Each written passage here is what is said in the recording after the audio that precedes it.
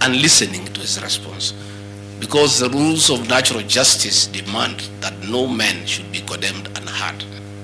My lawyers will be vigorously challenging that public participation as a nullity, and that does not meet the threshold of public participation as expounded by the Supreme Court of Kenya during the celebrated case of Governor Peter Wabora. The motion alleges that 2 years since assuming office, Rigathi Gachagua has acquired property and wealth whose estimated value is 5.2 billion, despite his known income by way of employment is 24 million. This is extremely outrageous. Honorable Mutuse goes ahead to give properties that he alleges are owned by one Rigathi Gachagua. I trust he was just given a document to sign. Had he taken some bit of time to do some research, he would not embarrass himself and the National Assembly. James Derito Gachagua was the governor of Nyeri and died in London on the 24th of February 2017, and yours truly, Rigathi Gachagua, was by his bedside. Prior to his death, 3 or 4 weeks before, in privacy, he wrote his will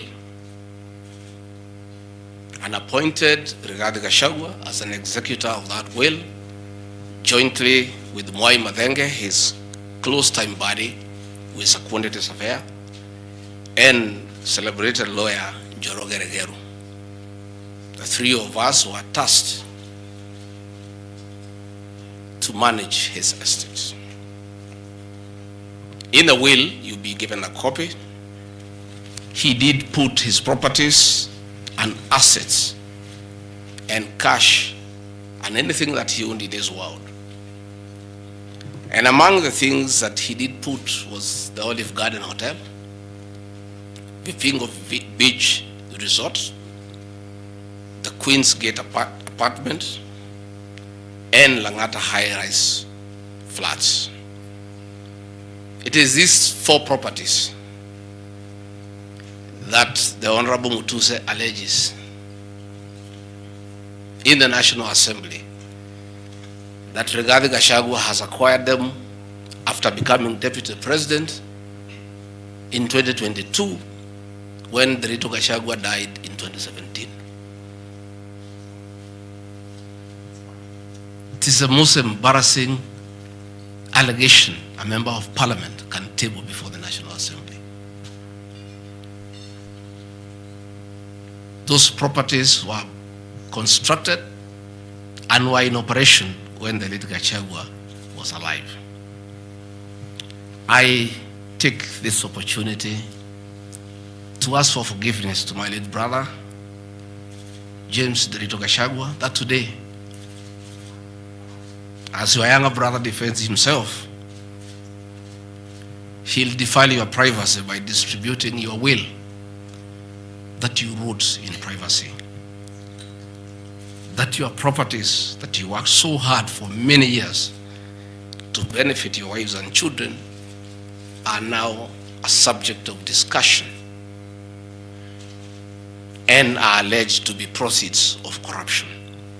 How unfair, how cruel can you be to a dead man? A man who worked so hard, a man who gave his life for his family, to buy plots, to construct property, and leave them in his death for his children and his brothers and sisters. And then you go to the floor of the House and allege that those properties are production of corruption. My dear brother, rest in peace and forgive me for having joined politics. Because were it not for politics, you will not suffer this shame. Your children are crestfallen as they see their properties being splashed in newspapers as proceeds of crime. The Olive Garden Hotel that is alleged to have been bought by Rigathi Gachagua belongs to the estate of the late James Derito Gachagua. And in his will, he directed that we sell all his properties and divide the proceeds among his brothers, sisters, wives, and children. We, as the executors of his estate, and I want to pay tribute to lawyer Njoroge Regero and Mwai Madenge for their commitment and sacrifice to the Gachagua family. Many executors who have been given properties to run by deceased people end up misusing them and depriving the beneficiaries. These two great men and myself, because my brother knew I'm an honest man and a fair person, and he knew his family would never suffer in my hands, we were able to sell Olive Garden Hotel at 412 million and distributed the proceeds to the beneficiaries as directed in his will. We registered his will in the High Court of Kenya and were given the probate. And my late brother, in his wisdom, left Rigathi Gachagua 5% of his wealth. I was therefore able to get 20 million shillings from this sale. That is money that is in my account that again I'm told they are proceeds of crime. He left my mother 5%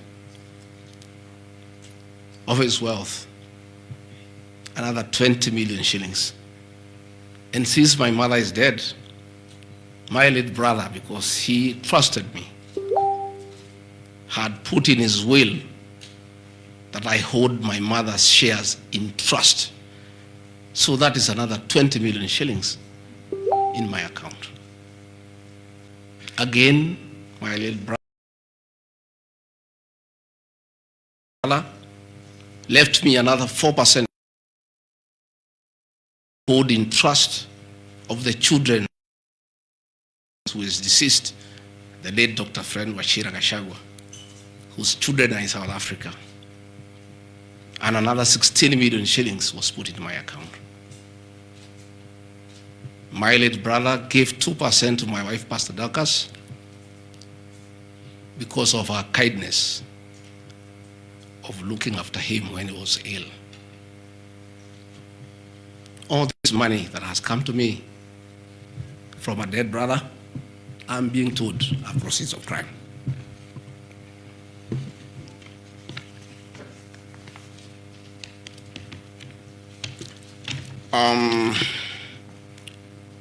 Queen's Gate Service Apartments, another property belonging to the late Gachagua, is another property that I'm told I've bought as when I'm deputy president. That is why I have 5.2 billion worth of money.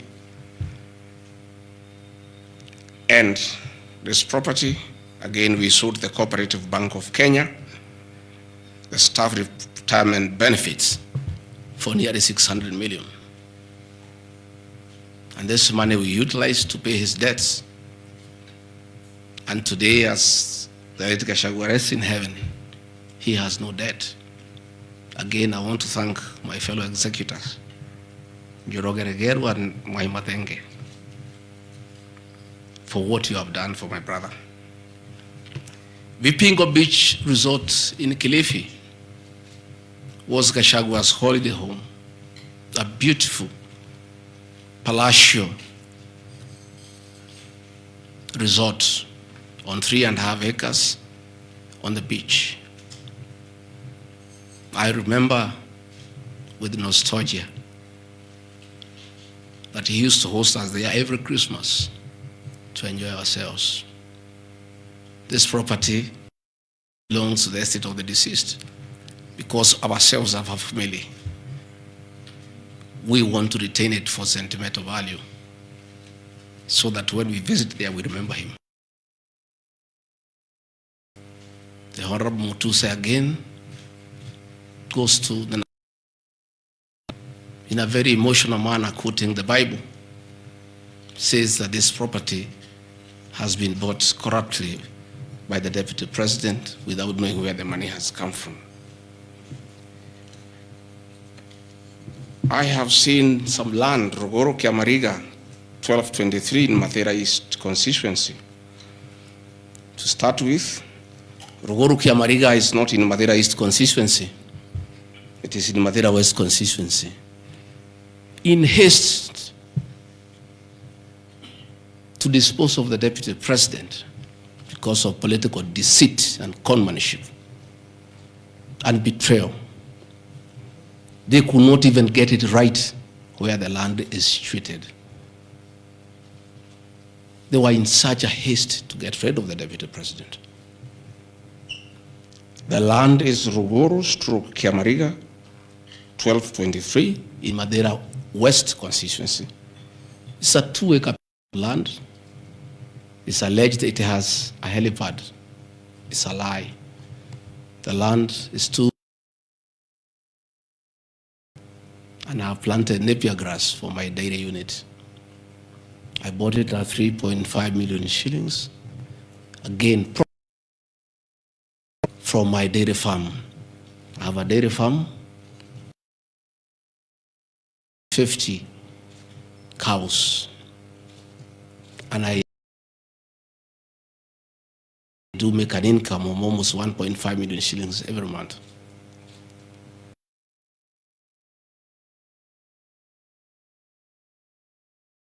They afford to buy 2 acres of land. And I take this opportunity.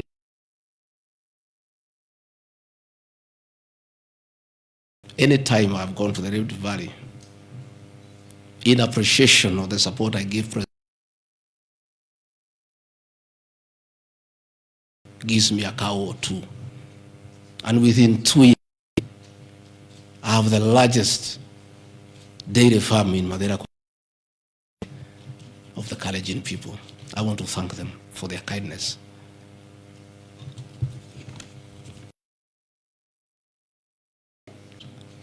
In Kakuret, Kabraine, in Kieni Nyeri constituency, as Deputy President of the Republic of Kenya, I saw the Honorable Njoroge Wainaina, the MP for Kieni, signed the notice of motion to impeach me on the allegations, this one being among them. Had there been no malice, Njoroge Wainaina, the Honorable MP for Kieni, would have advised the Honorable Mutuse that he sold me this land in the year 2015. I have a sale agreement I'll give you with this picture. I bought this land from the Honorable Njoroge Wainaina in 2015. I was not even a member of parliament. Yet he has appended his signature that I should be impeached and go home for having corruptly bought 40 acres of land in Kakuret. In fact, the land is not 40 acres, actually 35. The allegation is that it's 40 acres. But that land is 35 acres. The people of Kakuret know it. I bought it from the Honorable MP for Kieni. And had he read this motion, I'm sure he would not have signed it. But as you all know, there was a lot of coercion. There was a lot of intimidation. And I'm sorry that I'm told the Honorable Wainaina is admitted in hospital because of threats, coercion. He is being forced to hang a brother against his will and his conscience. These are the lies that Mutuse brought to the National Assembly, and asking the people of Kenya to get rid of the Deputy President of the Republic of Kenya based on lies. I have seen another ridiculous allegation that the Honorable Rigathi Gachagua, Deputy President of the Republic of Kenya, has since becoming Deputy President acquired 80 acres of land in Meru. That is false. What is true is that the Deputy President is a member of Solution Circle Limited in Meru. And for those who do not know, the Deputy President is half Meru, half Kikuyu. His mother, the late mother, Rigathi Gachagua, was born in Meru in a place called Katheri, and thereafter settled in Kiberesha. Deputy President Rigathi Gachagua sometimes is a lonely man. His father is dead, his mother is dead. His brother, Derito Gachagua, the governor, died of pancreatic cancer. His brother, Dr. Fred Wachira Gachagua, died because of alcohol. His other brother, Jackson Riani, died because of alcohol. His sisters are married. So when he goes home, many times he's lonely. And he decided to look for some land in Meru where he can go and build a house and be among his relatives, his mother's relatives. And in the process, I identified that 29-acre land and borrowed money from Solution Circle, which I'm paying every month. We'll give you documents.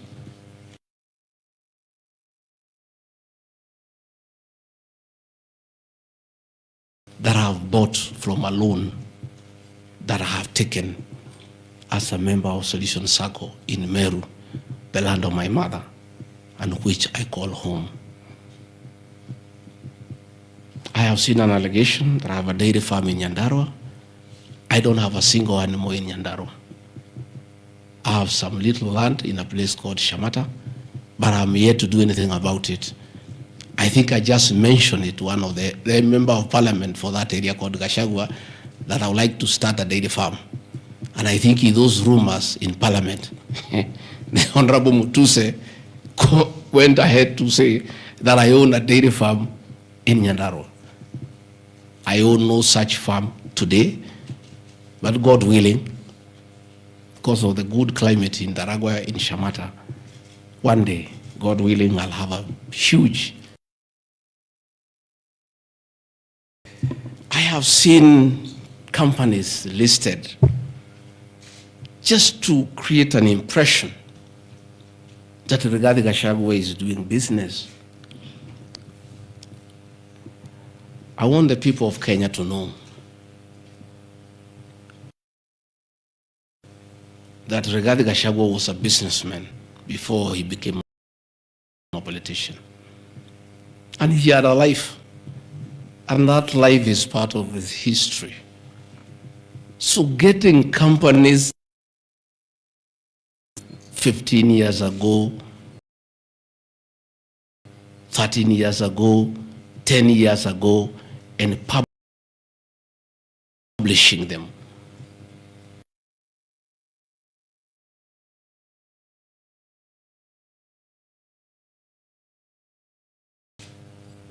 I left university in 1989.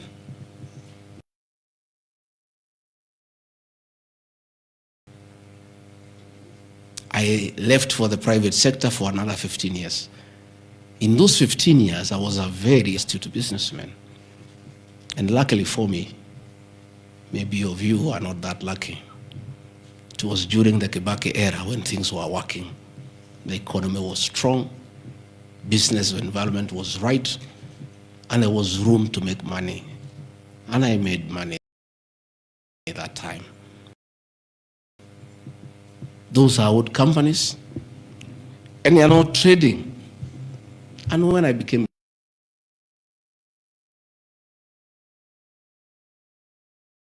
children, and I told them to continue doing business and not to do business with the government because I don't want conflict of interest.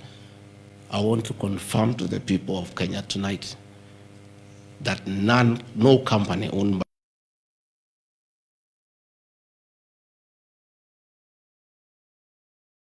Honorable Mutuse or anybody else linking the Gachagua, the Rigathi family with business deals with the Kenya government. I agreed with my children that they do business with the private sector, do farming, and run the family business that I built. And just for clarity, because I don't think they are worth a reply, because there's nothing about them. Rigathi Gachagua Foundation. As a member of parliament, I was educating orphans, I was educating children of single mothers, I was educating children of PWDs.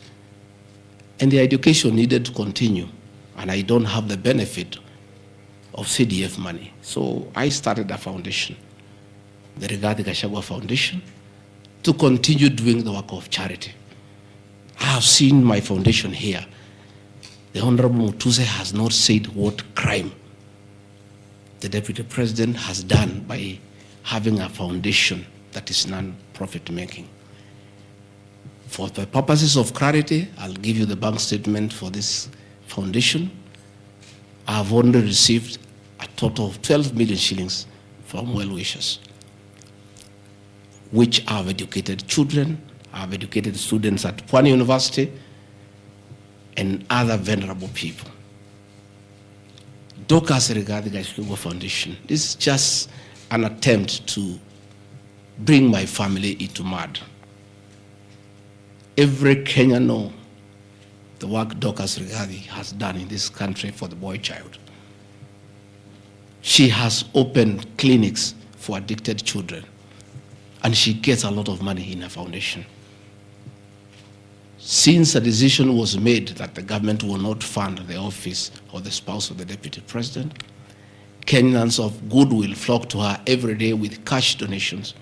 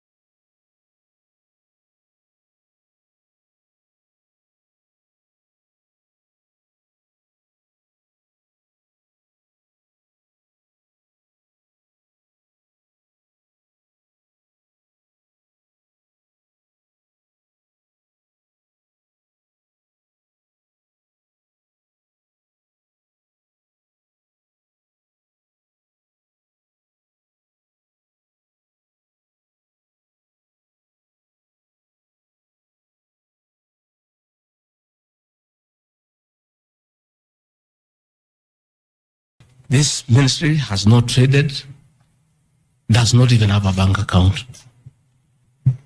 It's some strong women of God who have come together to create a company around their issues to preach the gospel. The mover of this motion has not indicated at all what crime this company has committed, other than dragging the name of my wife into mud in the National Assembly. Calvary Creed International Limited, as the name suggests, is a company founded by my wife in 2015, long before I became Deputy President. Again, on evangelism and activities to do with the Church of Christ. I have not seen a single allegation against this company. Mothers of the Lord Limited. Again, this is a company incorporated by my wife, Pastor Dorcas, in 2021 with our friends. It has never traded. It does not even have a bank account. The Anani Collective. This is a business name registered by my son, Dr. Keith Rigathi, in 2021 before I came into office. And I've asked him, and he has told me the ideas he had, they have not yet come to fruition. So the company is dormant. I am yet to see a single allegation against this company by this young man. Gradpass Apartments Limited is a company that the executors of the late Gachagua put together to manage Langata View Apartments. The late Gachagua left 80 apartments for his children in Langata and asked us to sell and distribute the proceeds to the wives, the children, and the brothers in a formula that he gave. In a family meeting that I chaired, we agreed as a family that we should not sell the flats. We should share them so that everybody can be getting a rental income. In that formula, because of the shares he gave to me, I have 10 flats. His daughter has 10, his wife has 5, another one has 2, another has 1.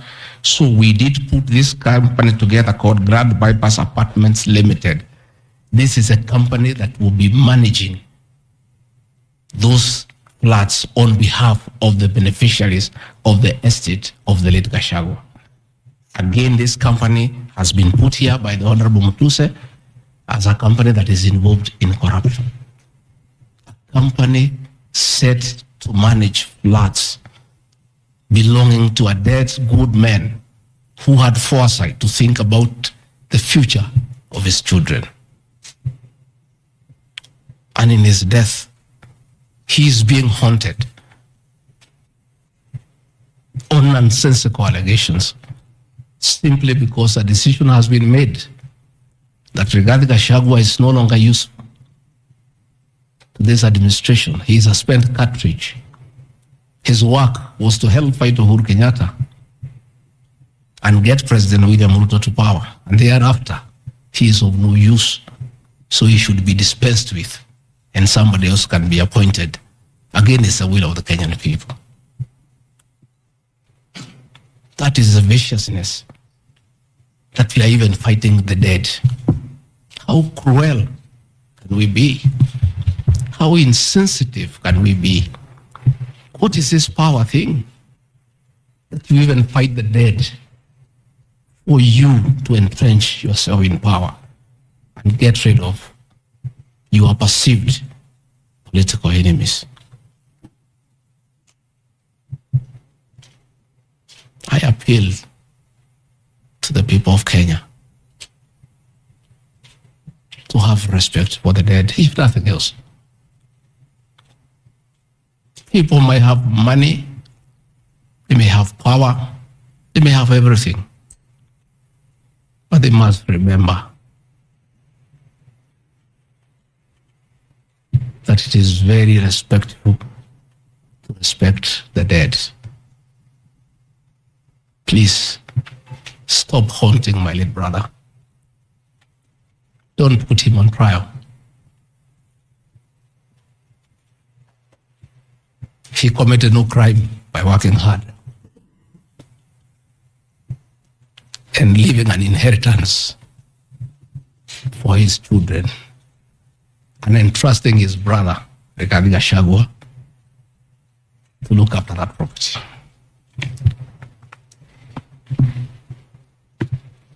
Fortis Viz Group Limited is a company incorporated in 2023 by my son, Kevin, and Dr. Keith. Again, some two very enterprising young men. This company has not even taken off. They are still figuring out what business they can do. And before they can even settle down, their father is under siege. So they have to come here every day to keep me company and find out what is not happening. This company has not even started. These are young people, children. Why do you want to destroy their future? By putting their names in the press with negativity because you want to destroy their father. These are innocent boys who have decided to invest in their own country. Why do you want to destroy them? You can destroy Rigathi Gachagua. Fair enough. He has lived for 59 years. But these boys, 130 years. Why do you want to destroy them? Pioneer Medical Company Group. I founded this company in the year 2008. It has not done business for the last 10 years. Why are you bringing it to Parliament? Rido Furniture Mart Limited, I founded this company with my wife, Pastor Dorcas, in the year 1999. We used to sell furniture at the roundabout at Bomas on your way to Rongai. And we built this company from scratch. And it's been in existence for years. And when we stopped trading with it, we put up apartments in Kroi, in Rongai, called Rido Plaza, that are managed by this company. We collect rent. We have, I think, 40, 50 flats there, and pay tax every month. What wrong has Rido Furniture Mart done?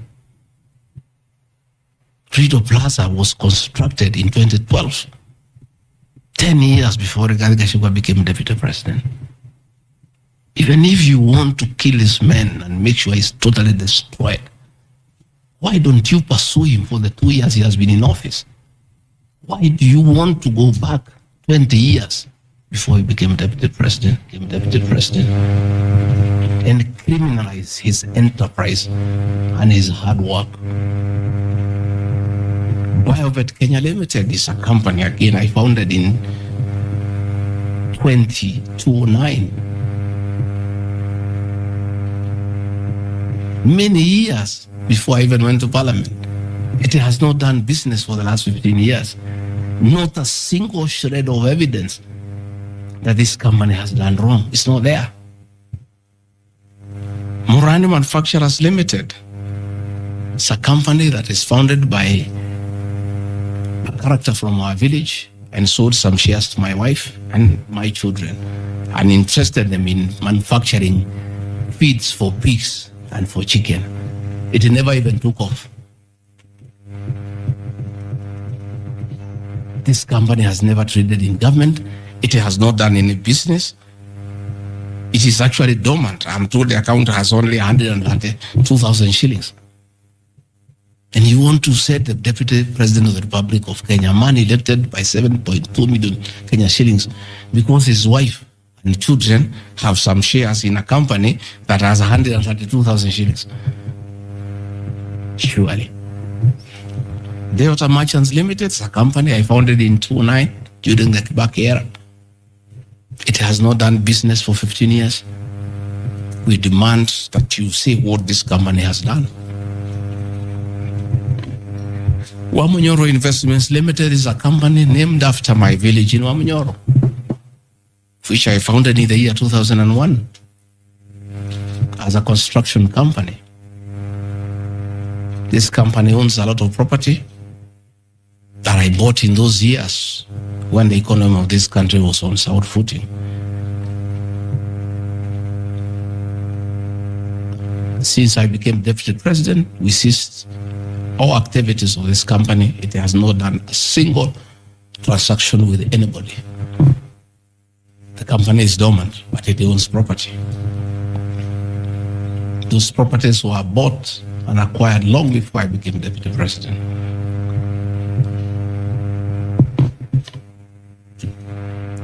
Cosmea Venture Limited is a company that was incorporated in 2018 before I became deputy president by my sons.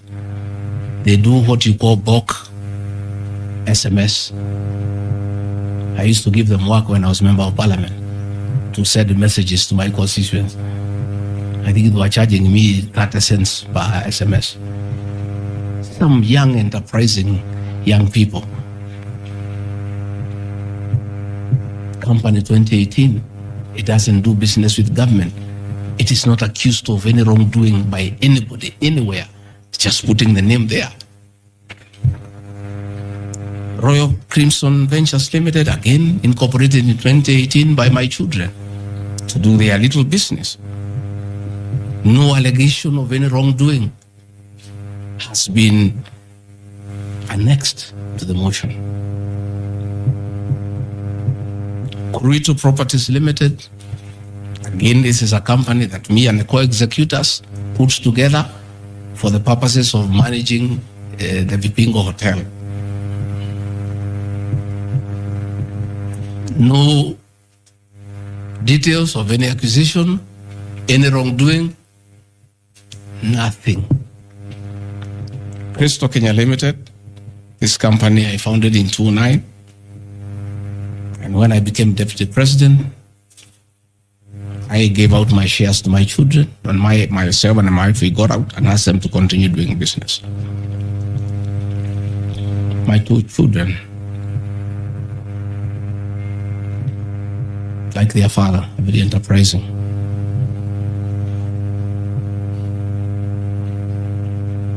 Nyeri County, where I come from, we were hit badly by COVID, and all our hotels shut down. Hundreds of jobs were lost. Many people who were supplying to those hotels shut down. The two most important hotels in Nyeri is the Outspan Hotel and the Treetops Hotel, and they are always run together.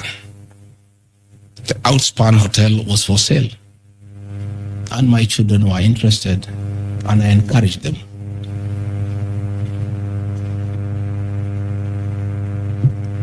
Treetops Hotel cannot be sold. It belongs to KWS.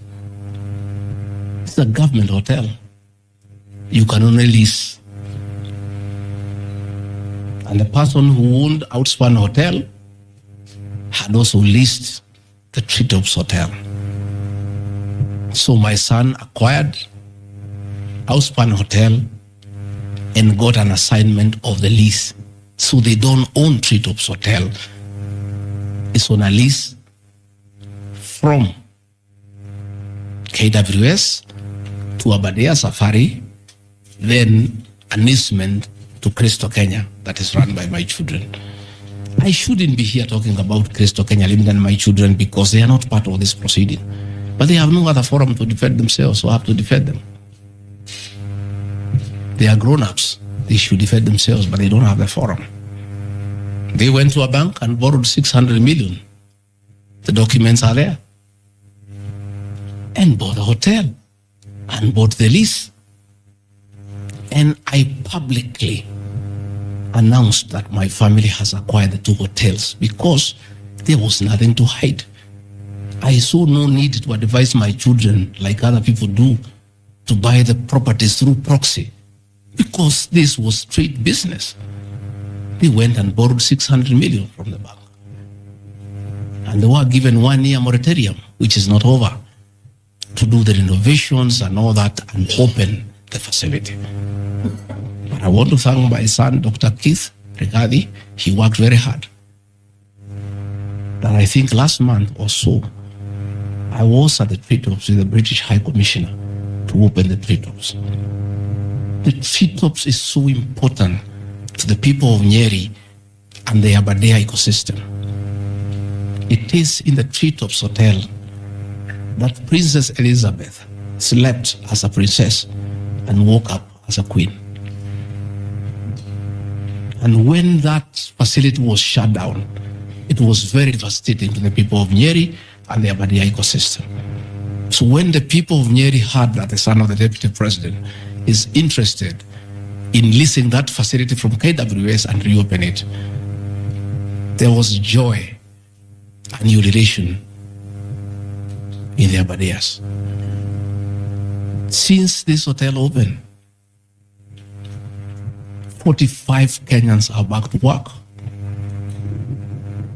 The mama mboga we talked about during our campaign are supplying vegetables to that hotel. The local butchers are supplying meat to that hotel.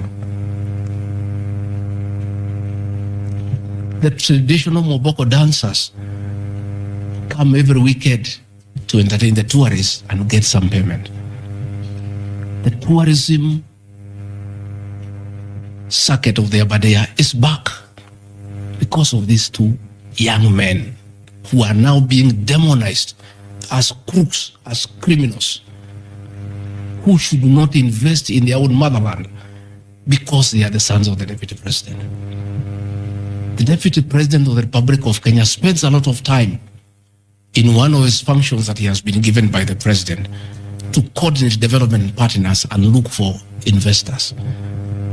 Why should the Deputy President go to look for foreign investors when his own children can invest at home? Children of many other people I know hide their money in Dubai and Cayman Islands. They don't want to invest here. What crime have the children of the Deputy President of the Republic of Kenya committed by borrowing money from a bank to buy a hotel and spur tourism, create employment, and spur business within the local environment? These boys are so demoralized. Why didn't you advise us? Why? That is a crime to be your children. That we have no life of our own. That we shouldn't invest in our own country. And if we dare to invest, we should do it at our proxy so that we conceal our identity. Are we criminals by virtue of being your children? That's a question my children are asking me.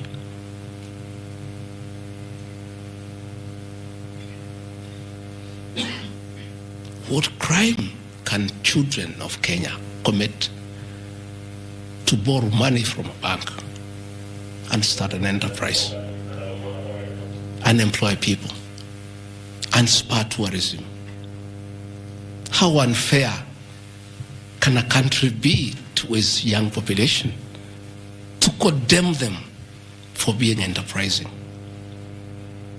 I'm being told by the National Assembly that I need to be impeached from office because my children have dared to borrow money, buy property in their name and invest in their own country. And for that, their father should be sent home. I want to conclude by Karadi Farm Limited. This is a farm I founded in 2001 with my wife, Pastor Dorcas. And it runs our farms. It runs our dairy farm in Nyeri that is doing very well. I'm making $1 million shillings also every month. And I sell calves and it's doing very well. And my farm now has become a model farm for the local farmers. We are doing chicken, we are doing rabbits, we are doing sheep. Again, nobody has told me what crime has Karandi Farm committed. Technical Supplies and Services Kenya Limited, a company I founded in 2001. I did business during the Kibaki era. When things got very bad, I stopped doing business with it. It has not done business for the last 8 years. And of course, in the 2 years I've been Deputy President. I want proof. Tomorrow, the National Assembly to table proof what these companies have done. They will be very embarrassed before the people of Kenya. This will be the most shameful act ever in the history of our National Assembly, where you go table a motion that is so sensational based on trash and not a single accusation backed by evidence. I have seen an allegation that exerting influence on officials of the Ministry of Lands to issue an allotment letter to Amunyoro Investments Limited and using the fraudulently acquired documents to support a court case. Again, Amunyoro Investments Limited was never allotted any land. This parcel of land, 209/12077, Amunyoro acquired at 24 million shillings in the year 2012. The documents are there, we'll give them to you. Purchase from a third party. Somebody went to the National Land Commission and lodged a case and claimed the property belonged to him, a former senior outside the Ministry of Lands. And the National Land Commission made a determination, the records are there, that the land belongs to Amanyoro Investments Limited. Again, he went to the High Court in the year 2022. I was not Deputy President. I made my witness statement before I became Deputy President. I supplied all documents before I became Deputy President. I did not file any evidence as Deputy President. And the matter was concluded, and the High Court issued a judgment. We'll give you the judgment that the land belongs to Amanyoro Investments Limited. I am told that they have appealed the judgment. I invite the Honorable Mutuse to apply to be co-joined in the appeal, and then he can argue his case. This is a matter that has been adjudicated by the High Court of Kenya and made a determination. And you want to bring it to the National Assembly. The matter is alive with the Court of Appeal. It is sub judice to even discuss it in Parliament, because a determination has been made. Irregular procurement of mosquito nets at a cost of 3.7 billion. I saw a huge headline from the Star newspaper, planted headline. This is the most ridiculous headline I've ever seen. And this is the most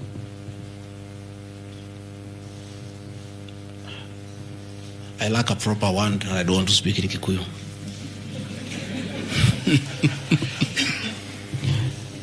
I think somebody needs to give me some water. What I'm looking for.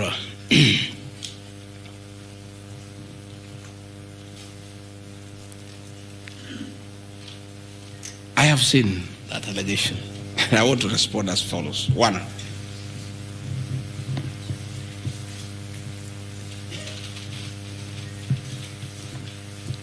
there is Andrew Murwa. He has sworn an affidavit with the false allegations, and he had better be very careful, because he has made a statement on oath. In the affidavit, he says that Deputy President was involved in KEMSA 3.7 billion irregular procurement of malaria nets, either directly or through proxies. Further,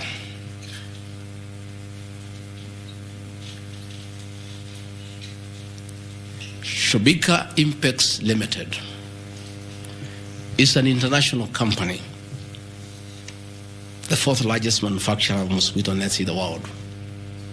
It has done many tenders with KEMSA, with the Global Fund, countries in Africa, in Asia. And there was a tender.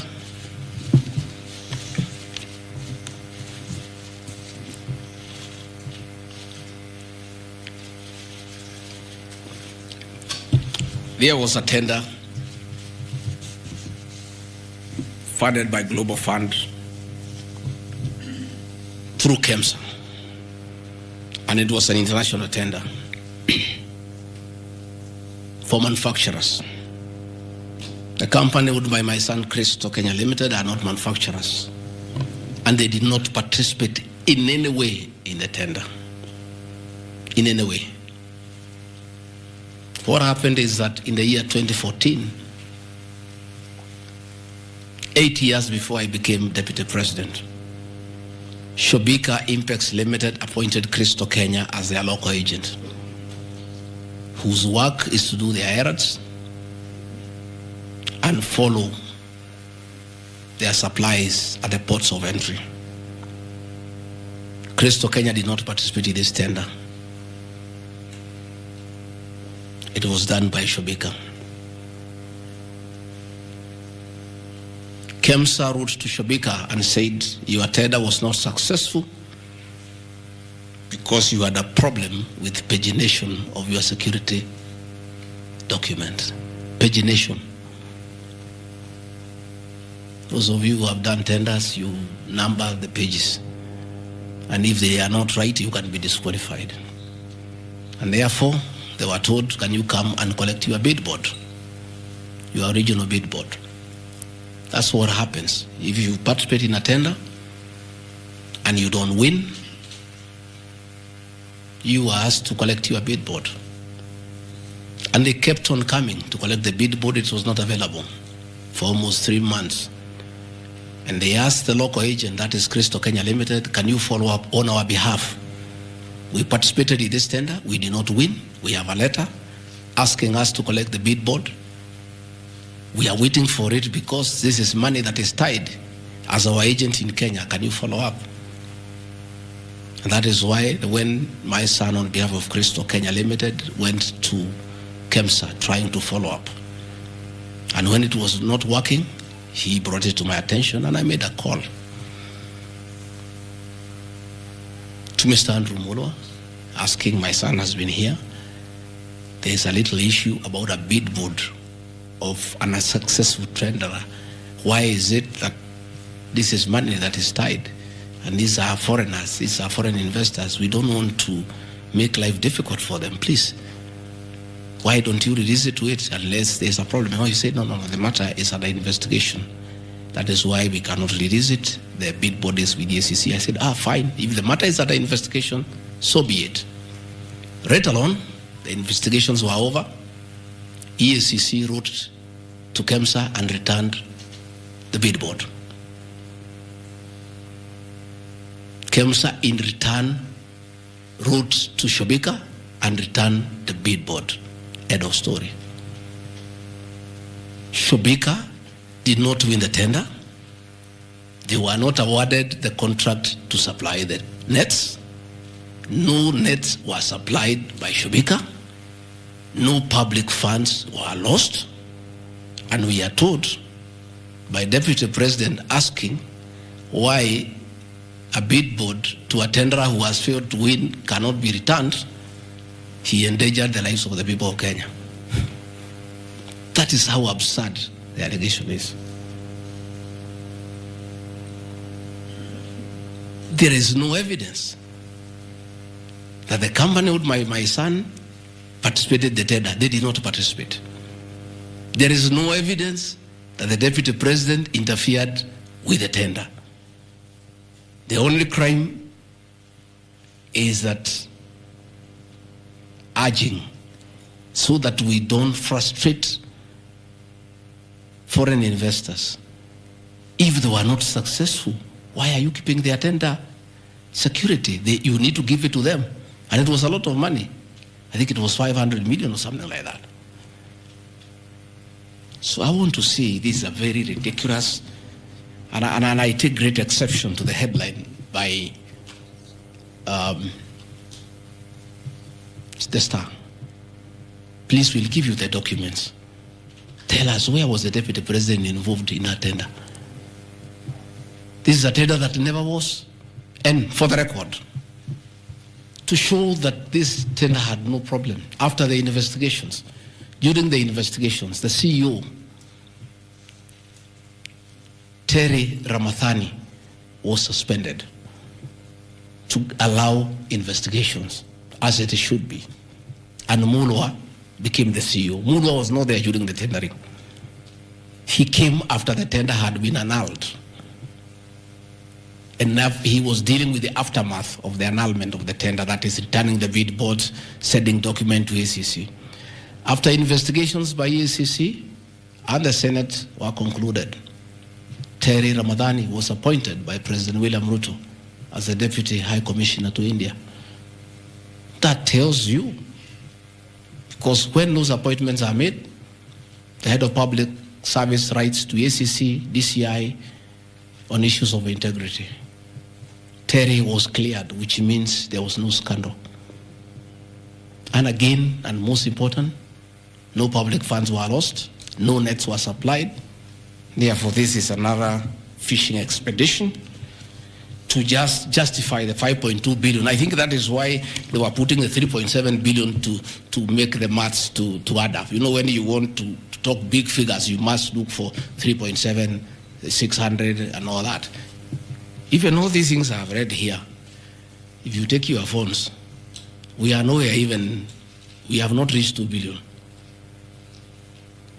Because Olive Garden 400 million, Queensgate Apartment 600 million, Outspan and Treetop 600.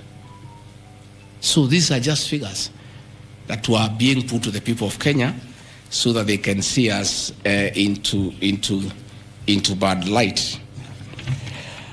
Unnecessary and expensive renovation at the official residence in Karen and Mombasa.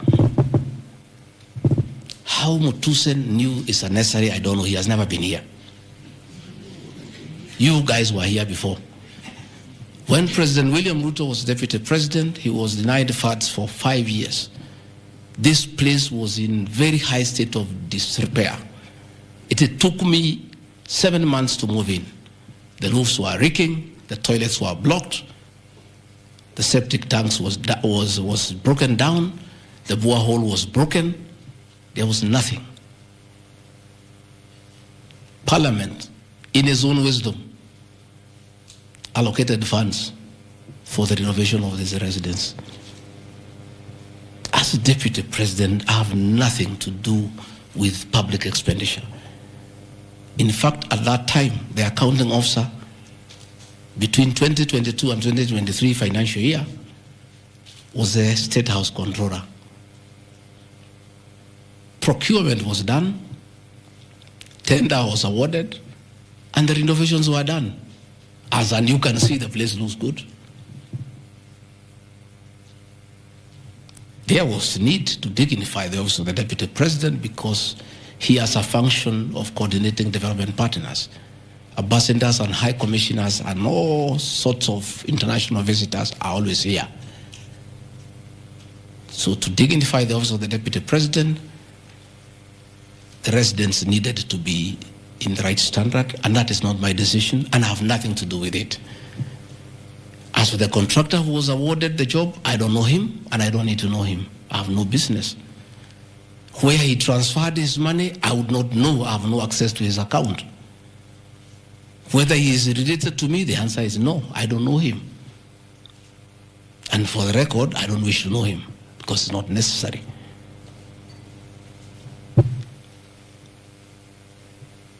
Government expenditure is audited every year by the Auditor General. Since this office was under the executive office of the Deputy President for that financial year, the Auditor General did her inspection and gave us a clean bill of health.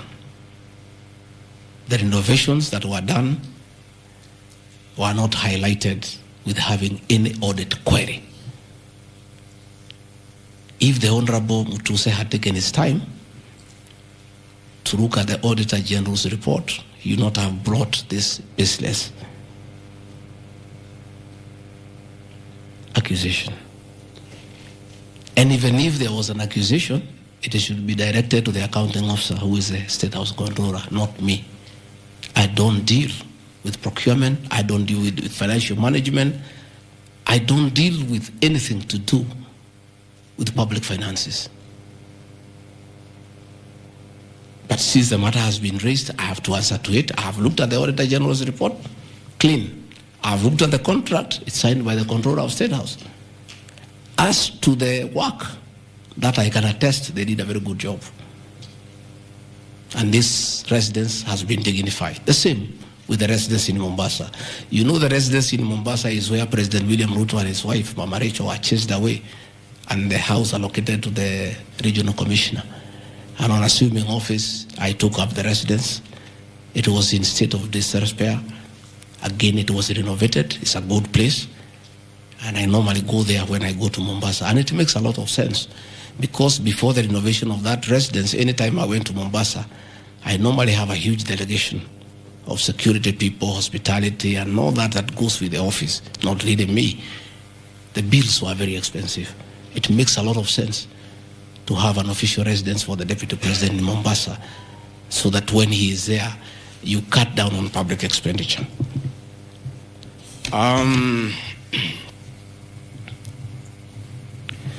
dubiously acquiring a substantial portion of sum of 100 million paid to Lusona Events Limited. Again, that's another ridiculous accusation from the North. This is people who give services here for events. We have many meetings. You have come here for IBEC. There are tents put up here to the required standard. We have meetings here for development partners. This is a very busy residence. Most of you have been here.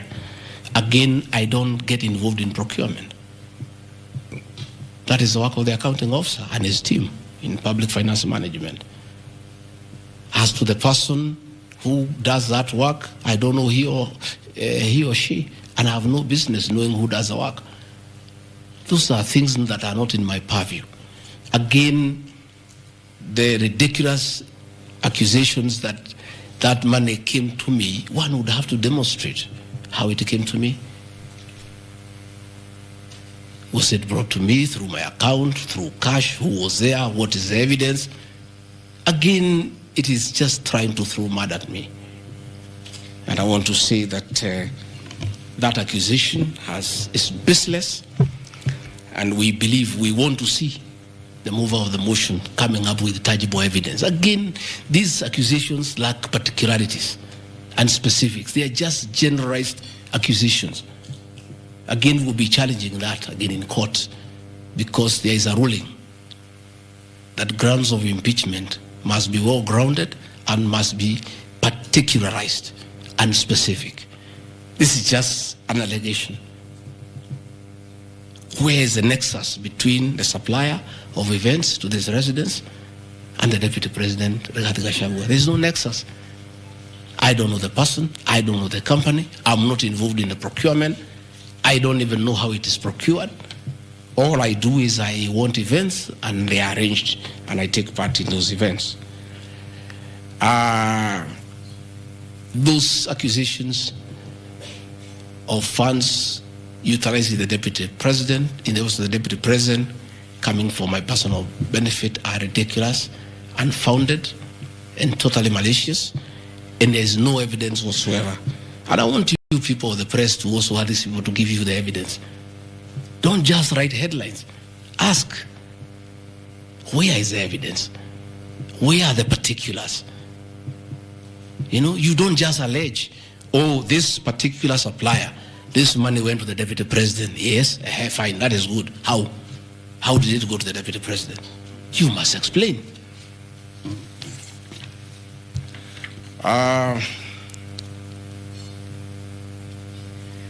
Alleged sensational but false allegations against Lady Justice Esther Minor. It is alleged that the special notice of motion at ground 4 had a gross violation of the Constitution, that I publicly attacked the Lady Justice Esther Minor and falsely threatened to bring action against her. I did not threaten to bring any action against Justice Minor. I did bring action against her. I was just informing the public because I'm a public officer and I have freedom of speech. I have filed a petition before the Judicial Service Commission against Justice Esther Minor in issues I felt I did not get proper justice. So I did not threaten her. I did what the law says. If you are not happy with the conduct of a judge, you file a petition before the the Judicial Service Commission, which I have done. Again, I don't want to delve before the matters because it is against sub judice. But that I have done, so I cannot be threatened. I cannot be said to threaten her. And again, I have a right as a leader, as a Kenyan, to say what I'm doing. And I did say publicly that I will bring a petition against her, and I have done it. And the evidence is there. You see it. We have filed a petition, and we are waiting for it to be concluded.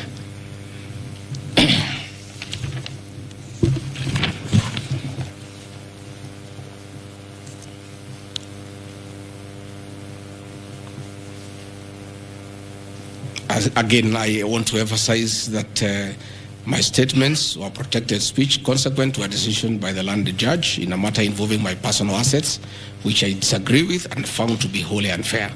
The matter having been concluded at that stage, my criticism of the decision was not sub judice, nor in any other manner prohibited by law.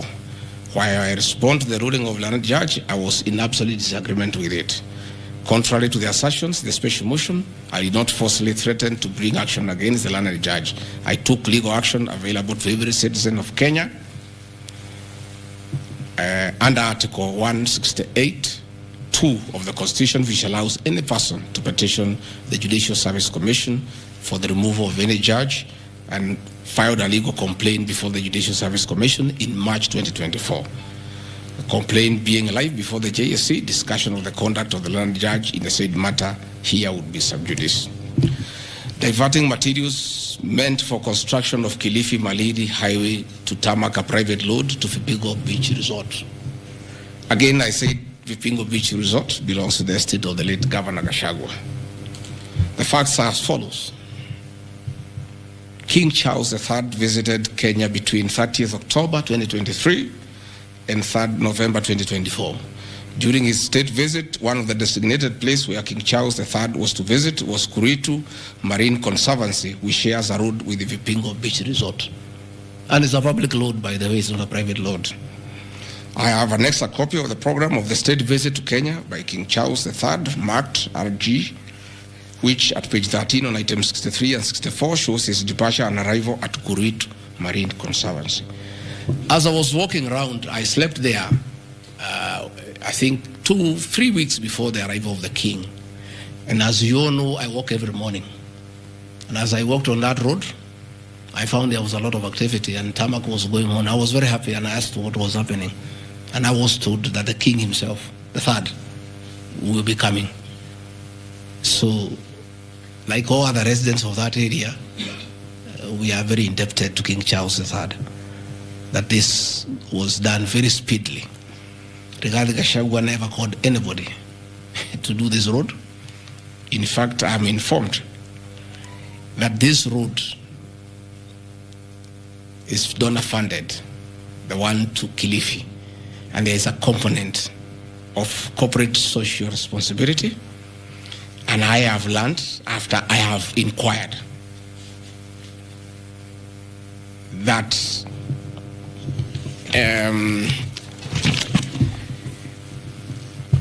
these people of that road is called Takawungu Shariani Vipingo.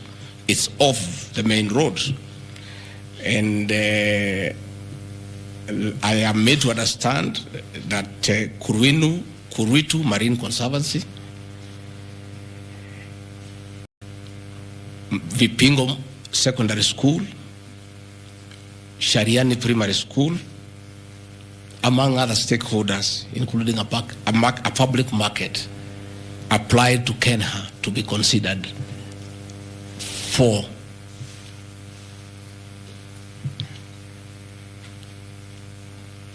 corporate social responsibility. And I think the issue of the king hastened that request. And that's why I said we are grateful to the king. Again, I invite evidence to show that I influenced that road. In any case, I would like to know the member of parliament for that area, how he will vote in this motion. He should be a very happy man. If Deputy President Rigathi Gachagua occasioned a tarmac road to be done in his constituency, he should vote for me. But I didn't. And when I went there, that Shariani market, people are very happy with that road, because I walk there in the morning when I sleep there. People are very happy with that road. The secondary school there, the boys and girls are very happy. The primary schools are there. And again, contrary to the assertion by the Honorable Mutuse, it's not a private road, it's a public road. And it is serving many people, a primary school, a secondary school, a market, and a whole community, including the family of the estate of the late Governor Gachagua. We are just beneficiaries of good deeds by our government that were hastened by the arrival of His Majesty the King III. Undermining the President and the Cabinet by allegedly making contradictory public statements from the position taken by Cabinet regarding the evacuation of the people residing along Nairobi River. To start with, for the record, President William Ruto has never complained to me that I have undermined him. If he has told that to Honorable Mutuse, I would like to know that he has complained to Honorable Mutuse that his deputy has undermined him. Article 147 of the Constitution provides the Deputy President shall be the principal assistant to the President and shall deputize for the President in the execution of the President's functions. Article 28, which states that every person has inherent dignity and the right to have that dignity respected and protected. Article 29C, which states that every person has the right to freedom and security of the person, which includes the right not to be subjected to any form of violence from either public or private sources. Section 152G1 of the Land Act, which states that notwithstanding any provisions to the contrary in this act or in any other written law, all eviction shall be carried out in strict accordance with the following procedures. A, be preceded by proper identification of those taking part in eviction or demolitions. B, be preceded by the presentation of the formal authorizations for the action. C, where groups of people are involved, government officials or their representatives to be present during an eviction. D, to be carried out in a manner which respects the dignity, right to life and security of those affected. Included special measures to ensure effective protection to groups and people who are vulnerable, such as women, children and elderly and persons with disabilities. F, includes special measures to ensure that there is no arbitrary deprivation of property or possessions as a result of the eviction. G, include mechanisms to protect property and possessions left behind involuntarily from destruction. H, respect the principles of necessity and proportionality during the use of force and give the affected person the first priority to demolish and salvage their property.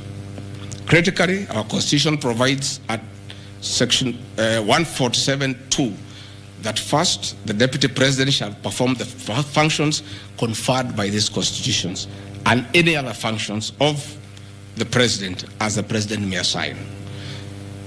Pursuant to Article 3 of the Constitution, I, as well as every citizen of Kenya and state of public officers, have the obligation to respect, uphold, and defend the Constitution in performing any of my functions. The national values and principles of governance contained in Article 10 of the Constitution bind all state organs, public officers, and all persons, including myself as the Deputy President, wherever we make or implement public policy decisions. In relation to this matter, these national values and principles include the rule of law, democracy, and participation of the people, human dignity, equity, social justice, inclusiveness, equality, human rights, non-discrimination, and protection of the marginalized. Adherence to these principles became extremely important when we, as state officers, are contemplating legal evacuation of citizens with a duty to avoid inhuman forced evictions that would be contrary to our Constitution and international law. While campaigning with the President, and subsequently when I was sworn in as Deputy President, you can remember, I promised as a key pillar to the Kenya Kwanza government that there will be no forced and unlawful evictions and that all evictions shall be human and entail legal compensation. You remember my inauguration speech. I said never again shall this administration carry out inhuman evictions in a brutal manner as was done in the previous administration. I and my office, the Deputy President, have undertaken extensive engagement with all parties in regard to the cabinet decision on eviction, which I fully support, including the Nairobi River, which is an entity under the ODP and County Government of Nairobi. Adherence to these principles become extremely important when we as state officers are contemplating legal evacuation of citizens with a duty to avoid inhuman forced evictions that would be contrary to our Constitution and international law. Guideline number 6 of the United Nations General Assembly, guidelines for the implementation of the rights to adequate housing, prohibits forced evictions, and the state should ensure that any eviction under domestic law are fully compliant with international law. The guidelines further require meaningful engagement with communities to ensure that the rights of residents are implemented cooperatively without the need for eviction procedures or police enforcement. I have supported the implementation of cabinet directives on the eviction, safe for the fact that on being informed that each person residing at the Nairobi River was being evicted and paid only 10,000 shillings, which I and many other Kenyans felt inadequate compensation for eviction. I insisted that the government should abide by